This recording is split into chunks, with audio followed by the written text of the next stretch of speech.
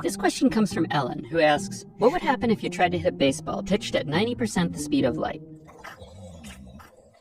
Let's set aside the question of how we got the baseball moving that fast. We'll suppose that it's a normal pitch, except in the instant the pitcher releases the ball, it magically accelerates to 0.9 c. From that point onward, everything proceeds according to normal physics. And what proceeds turns out to be a lot of things. And they all happen very quickly, and it doesn't end well for the batter, or the pitcher.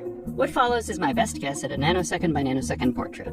The ball is going so fast that everything else is practically stationary. Even the molecules in the air are stationary. Air molecules vibrate back and forth at a few hundred miles per hour, but the ball is moving through them at 600 million miles per hour. This means that as far as the ball is concerned, they're just hanging there frozen. The ideas of aerodynamics don't apply here. Normally, air would flow around anything moving through it, but the air molecules in front of this ball don't have time to be jostled out of the way. The ball smacks into them so hard that the atomic nuclei in the air molecules actually fuse with the atomic nuclei in the ball. Each collision releases a burst of gamma rays and scattered subatomic particles. These gamma rays and debris expand outward in a bubble centered around the pitcher's mound. They start to tear apart the molecules in the air, ripping electrons from nuclei and turning the air in the stadium into an expanding bubble of incandescent plasma.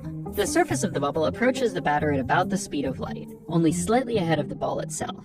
The constant fusion at the front of the ball pushes back on it, slowing it down, as if the ball were a rocket flying tail first while firing nuclear fusion engines. Unfortunately, the ball is going so fast that even the tremendous force from this ongoing thermonuclear explosion barely slows it down at all. It does, however, start to eat away at the surface, blasting tiny particulate fragments of the ball in all directions. These fragments are going so fast that when they hit air molecules, they trigger 2 or 3 more rounds of fusion. After about 60 nanoseconds, the shell of X-rays arrives at home plate, and a handful of nanoseconds later, the ball hits. The batter hasn't even seen the pitcher let go of the ball, since the light carrying that information arrives at about the same time as the shockwave.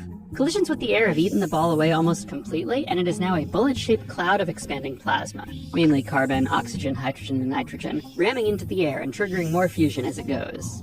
When it reaches the batter, the center of the cloud is still moving at an appreciable fraction of the speed of light. It hits the bat first, but then the batter, plate, and catcher are all scooped up and carried backward through the backstop as they disintegrate. The shell of X-rays and superheated plasma expands outward and upward, swallowing the backstop, both teams, the stands, and the surrounding neighborhood, all in the first microsecond. Suppose you're watching from a hilltop outside the city. The first thing you see is a blinding flash far outshining the sun. This gradually fades over the course of a few seconds, and a growing fireball rises into a mushroom cloud.